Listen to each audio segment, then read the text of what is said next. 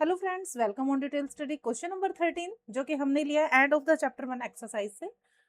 Question number 13 में हमें बताया गया है the mid points of the side of triangle ABC are the points DE and F।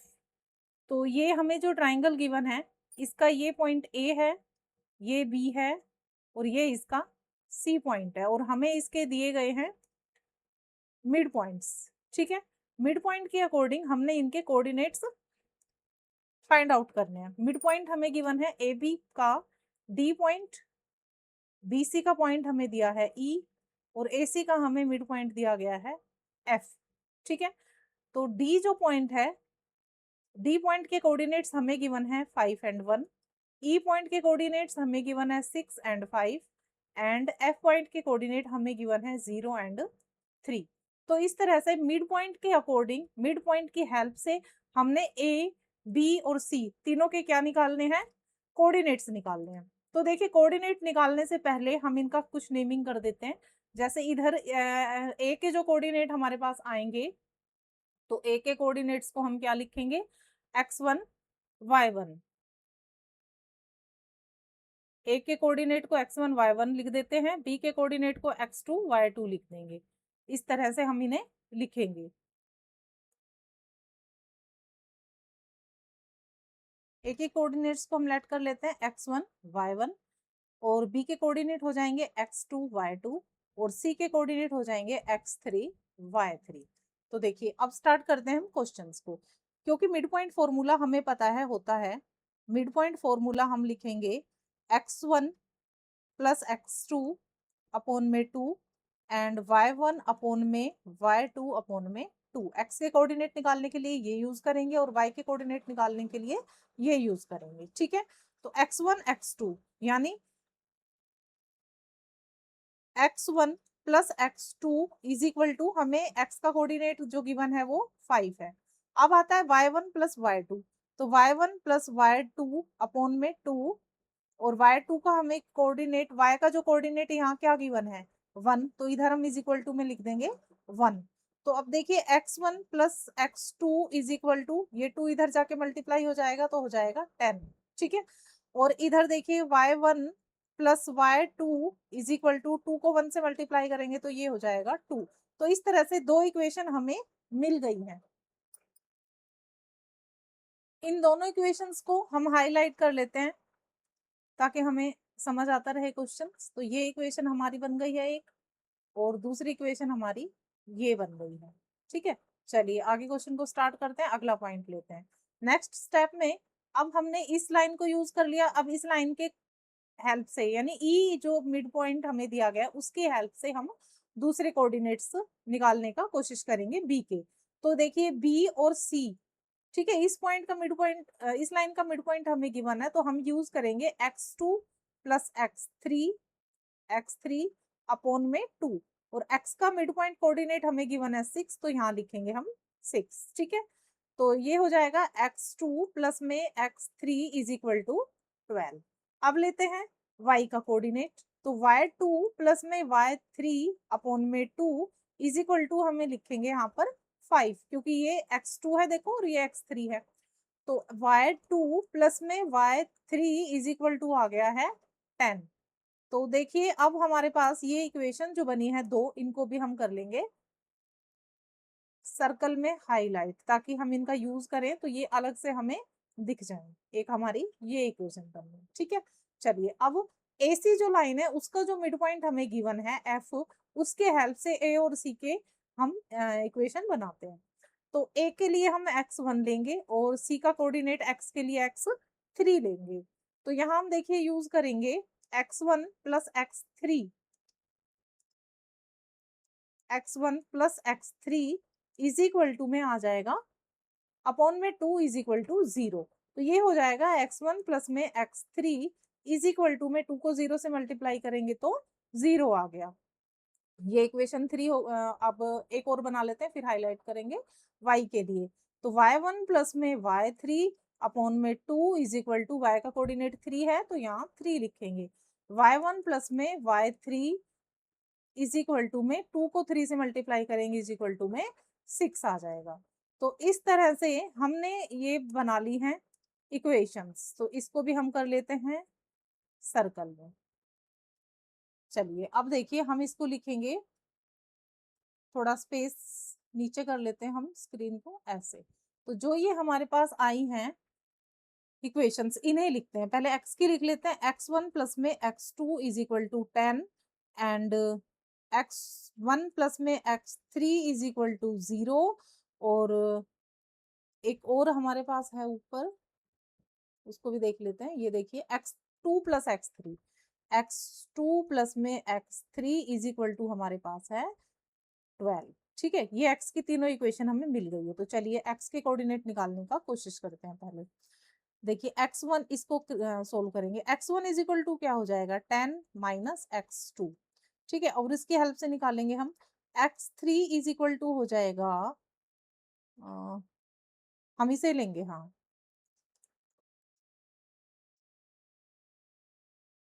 Yes इसे लेंगे हम, थर्ड वाली को, इसे नहीं लेंगे अभी।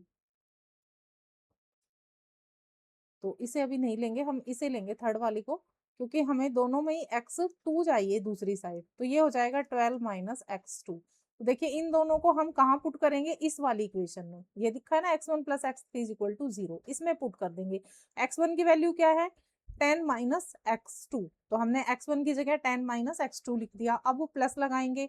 अब देखिए x3 की वैल्यू क्या है हमारे पास, अभी अभी हम निकाली है। x3 की वैल्यू है सॉरी 12 माइनस x2, और इज इक्वल टू में क्या है 0, तो 0 लगा देंगे। देखिए 10 minus 2x2 is equal to 0, तो 2x2 इज इक्वल टू 10, यानी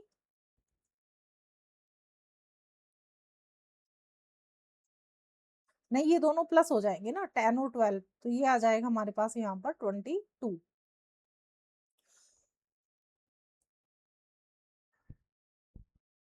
then x2 is equal to आ जाएगा हमारे पास, ये आ जाएगा 22 इधर प्लस का, और x2 की वैल्यू हमारे पास आ जाएगी 22 डिवाइड बाय में 2 इज इक्वल टू 11। तो देखिए ये हमारी क्या आ गई है x2 की वैल्यू। x2 की वैल्यू हमारे पास आई है 11। अब देखो x1 क्या लिखा था हमने, ये लिखा था, तो यहाँ हम x2 की वैल्यू लिख देंगे 10 माइनस 11 इज इक्वल टू -1। तो x1 की वैल्यू क्या आ गई है -1। यहाँ लिख देंगे x1 इज इक्वल टू -1। अब x3 में हमें क्या इक्वेशन बनाई थी, यहाँ पर देखो ये वाली इक्वेशन लेंगे हम। x3 में हमने बनाया था 12 माइनस x2, तो x2 की वैल्यू हमारे पास 11 आई है, तो x3 की वैल्यू हमारे पास आ गई है 1। तो इस तरह से ये तीनों वैल्यूज हमें x1 x2 और x3 की मिल गई है। ऐसे ही हम y की y1 y2 और y3 की भी वैल्यूज या पॉइंट्स कोऑर्डिनेट्स जो है वो फाइंड आउट करेंगे। तो यहाँ अब हम लिखेंगे y की वैल्यूज। ठीक है, जो भी y की इक्वेशन हमें बनी हमने बनाई है वो इक्वेशंस हम लिखेंगे अब y की। तो एक इक्वेशन हमारी ये बनी थी y1 प्लस में y2 इज इक्वल टू में 2। एक इक्वेशन हमारी ये बनी थी y2 प्लस में y3 इज इक्वल टू में 10। और तीसरी हमारी ये बनी थी y1 प्लस में y3 इज इक्वल टू में 6। तो देखिए पहले ये वाली इक्वेशन को सोल्व करेंगे। y1 इज इक्वल टू क्या आ जाएगा 2 माइनस y2। अब इसमें देखो यहाँ पे हम y3 को रहने देते हैं और 10 माइनस में y2। तो इन दोनों इक्वेशन को हमने सोल्व कर लिया है। और अब यहाँ देखिए इस इक्वेशन में हम इसको पुट कर देंगे, y1 और y3 की वैल्यू हम यहाँ रख देंगे। तो y1 हमारे पास है 2 माइनस y2, और y3 क्या है 10 minus y2 is equal to में क्या आ गया 6। तो ये आ जाएगा हमारे पास 12 minus 2y2 is equal to में 6। आगे सोल्व करेंगे इसे, तो -2y2 is equal to 6 minus 12। 2y2 is equal to आ गया 6, माइनस से माइनस कैंसिल हो जाएगा। y2 is equal to 6 divide by 2 is equal to 3। तो y2 की वैल्यू हमारे पास क्या आ गई है 3। y2 की वैल्यू हमारे पास आ गई है 3। तो अब देखिए अब हम y1 y2 और y3 की वैल्यू कैसे निकालते हैं। y2 की वैल्यू हमारे पास आई है 3, तो y1 की वैल्यू निकालने के लिए ये इक्वेशन थी हमारी ये वाली। ठीक है, तो इसमें हमने लिख दिया 2 माइनस, यहीं से आगे बढ़ाते हैं, 2 माइनस y2 की जगह हम क्या लिख देंगे 3, तो क्या आ जाएगी -1। तो y1 की वैल्यू हमारे पास आ गई है -1, और y3 की वैल्यू में देखो 10 माइनस वाई 2 है, तो 10 माइनस 3 यानी कि ये आ गया है 7। तो वाई 3 की वैल्यू हमारे पास आ गई है 7। तो इस तरह से हमने तीनों ये वाले कोऑर्डिनेट्स y के निकाल लिए हैं और यहाँ हमने निकाल लिए हैं तीनों x के कोऑर्डिनेट्स। तो अब हम अपना फाइनल आंसर यहाँ पर लिख सकते हैं। फाइनल आंसर लिखने के लिए हमें a के कोऑर्डिनेट्स लिखने होंगे पहले, फिर b के कोऑर्डिनेट्स और फिर c के कोऑर्डिनेट। a के कोऑर्डिनेट थे x1 y1, b के कोऑर्डिनेट थे x2 y2 और c के कोऑर्डिनेट थे x3 y3। तो देखो x1 की वैल्यू क्या आई है हमारे पास, x1 x1 की वैल्यू हमारे पास आ गई है, यहाँ से देंगे देखेंगे हम, ये वाली 11 सॉरी ये है -1। तो -1 और इस बॉक्स में से हम लेंगे y1 की वैल्यू -1। तो दोनों ही -1 आए हैं यहाँ पर। अब देखिए x2 y2 की वैल्यू लेंगे, तो x2 की वैल्यू यहाँ आई है 11 और यहाँ y2 की वैल्यू आई है 3। तो ये हो जाएंगे y और 3। अब लेते हैं x3 की वैल्यू यहाँ हमारी आई है +1 और y3 की वैल्यू हमारी आई है 7। ठीक है, तो इस तरह से ये हमने तीनों वैल्यूज जो है वो फाइंड आउट कर लिए हैं। तीनों ए बी सी के कोऑर्डिनेट जो है हमने मिड पॉइंट की हेल्प से फाइंड आउट कर लिए हैं। तो क्वेश्चन दिखने में टिपिकल है, कैलकुलेशन भी थोड़ी सी लेंदी हो सकती है, बट आप इसको स्टेप बाय स्टेप करेंगे तो ये आपको अच्छे से समझ भी आएगा और क्लियर भी हो जाएंगे सारे पॉइंट्स। तो देखिए मैंने एक ही स्क्रीन पर इसे ला दिया है, आप चाहे तो इसका स्क्रीनशॉट भी ले सकते हैं। और इसके देखिए हमने स्टेप बाय स्टेप सोल्व किया है। तो स्टेप जो हमने बढ़ाए हैं इसके वो धीरे धीरे बढ़ाए हैं। ये देखिए इस तरह से सबसे पहले हमने x1 x2 और y1 y2 और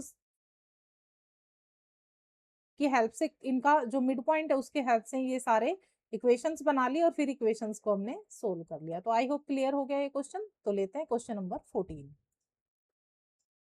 क्वेश्चन नंबर 14 की रीडिंग कर लेते हैं पहले। A city has two main roads cross each other at centre of the city.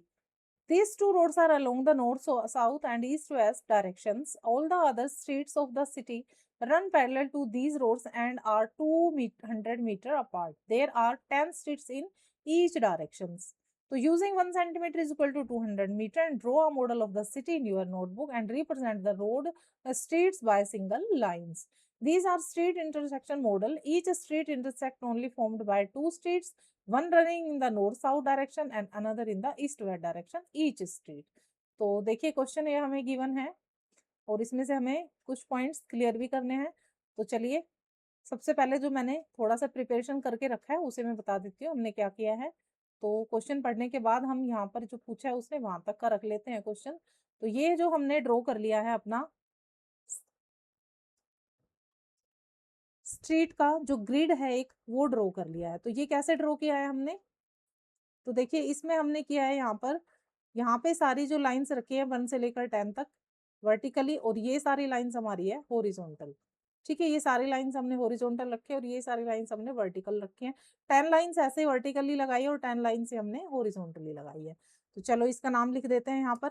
नीचे तो मैंने नेमिंग कर दिया था, अब साइड में भी लिख देते हैं। यहाँ पर देखो ये स्ट्रीट नंबर 1 है, ये 2 है, ये 3 है, ये 4 है, 5 6 7 8 9 एंड 10। 10 स्ट्रीट ऐसे हैं और 10 ही स्ट्रीट ऐसे हैं।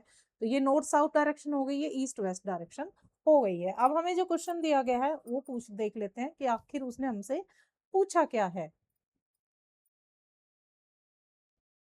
आगे हमें इसमें बताया है कि street intersection is refer to in the following manner. If the second street running in the north east direction 5, fifth street, यहाँ पर भी देखिए अगर हम इसको एक तरह से मैच कर दें इस लाइन से, इस तरह से यहाँ पर, तो ये एक कार्टेशियन प्लेन पर हमारा जो फर्स्ट क्वाड्रेंट है वो ड्रॉ हो जाता है ना। तो ये हो गया 1 2 3 4 5 6 7 8 9 एंड 10, और ये हमारा हो गया है ओरिजिन। तो देखिए इस पर वो कहता है कि नॉर्थ साउथ डायरेक्शन में fifth street in east west direction at the some crossing we can call the street intersection is 2x। 2x यानी ये x हो गया, ये y हो गया। तो इस पॉइंट को हाईलाइट करें जरा, तो ये 2 हो गया और ये हमारा हो गया 5। तो ये वाला जो पॉइंट है ये हमें मिल गया है 2 5 और इसके कोऑर्डिनेट्स होंगे 2 एंड 5। ठीक है, अब देखिए, अब इसमें दूसरा जो हमसे क्वेश्चन पूछा गया है उसको देखते हैं जरा। ये तो काफी बड़ा हो गया, इसे थोड़ा छोटा कर लेते हैं हम। देखिए, how many street intersection can be referred as 4 3 point लेते हैं, यानी एक्स वाई। तो ईस्ट वेस्ट हमें जाना है 4, यहाँ पर गए। अब हमें नॉर्थ साउथ में जाना है 3, तो 3 नंबर पे जाएंगे, 4 के बाद यहाँ पर ये आ गया 3 पॉइंट, ये वाला जो पॉइंट है। और ये कहता है हाउ मैनी स्ट्रीट इंटरसेक्शंस, तो एक तो यहाँ पर गई हुई है स्ट्रीट, तो एक दूसरी एक ही स्ट्रीट इसको इंटरसेक्ट कर सकती है। एक स्ट्रीट तो ऑलरेडी है और दूसरी एक स्ट्रीट है वो इसे इंटरसेक्ट करेगी, तो only one street can intersect it, one street can intersect. और सेकंड पॉइंट में हमें पूछा है कि how many intersects can be referred as 3 4, तो 3 4 से कितनी, यानी x का 3 कोऑर्डिनेट हो गया और y का हो गया 4, तो ये वाला पॉइंट ये हो गया हमारा 3 4।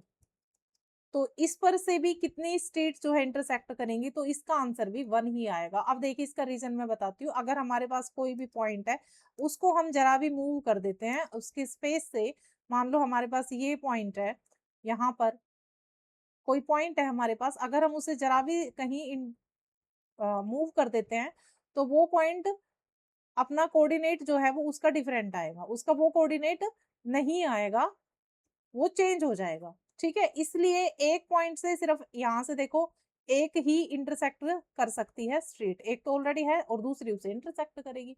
ठीक है, तो इसलिए दोनों में आंसर 1 आएगा, क्योंकि अगर हमने ये पॉइंट जरा भी यहाँ कर दिया तो इसके कोऑर्डिनेट्स क्या हो जाएंगे, चेंज हो जाएंगे। तो एक कोऑर्डिनेट पॉइंट से एक ही स्ट्रेट क्रॉस कर सकती है। आई होप क्लियर हो गए दोनों क्वेश्चन 13 एंड 14। 15 16 क्वेश्चंस को हम नेक्स्ट वीडियो में शूट करेंगे। तब तक अपना खास ख्याल रखिएगा और वीडियोस वॉच करते रहिए, और कमेंट्स बॉक्स में जरूर लिखिए आपका क्या विचार है इन वीडियोस के बारे में और क्या मुझे इसमें सुधार करना चाहिए। Thank you students to watching my video. Thank you and bye bye again.